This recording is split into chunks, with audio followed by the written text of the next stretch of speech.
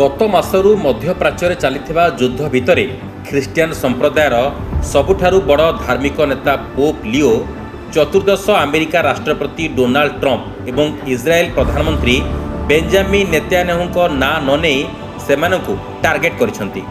Pope Leo चतुर्दश तांको palm Sunday अभिभाषण रे शांति एवं अहिंसार एक शक्तिशाली वार्ता देइछंती। से कहिसंती ईश्वर सेही नेता मानक प्रार्थना केबे भी ग्रहण करती नहीं जो माने युद्ध करती एवं जहाँकर हाथ रक्त रे नाली होइछि। याको अमेरिका इज्राएल एवं ईरान मध्य चलता युद्ध आरंभ करिथिबा नेता मानक समालोचना भाव समस्ते देखुछंती। यीशु ख्रीष्टଙ୍କ आवेगକୁ प्रतिफलित करी पोप तांकु शांतिर राजा भाव में वंदना करिसंती। से कहिसंती जे दुख एवं मृत्युर सम्मुखीन हेबा समय मध्य यीशु हिंसा अपेक्षा नम्रता एवं त्याग को बाछिथिले। यीशुଙ୍କ जीवन एवं कार्य युद्ध तथा आक्रमणर संपूर्ण विपरीत थिला बोली से गुरुत्वारोप करिसंती। बाइबेल उद्धृत करी पोप चेतावनी देइचंती जे धर्म को संघर्ष को यथार्थ करबा पई व्यवहार करा जिबा उचित नुहे।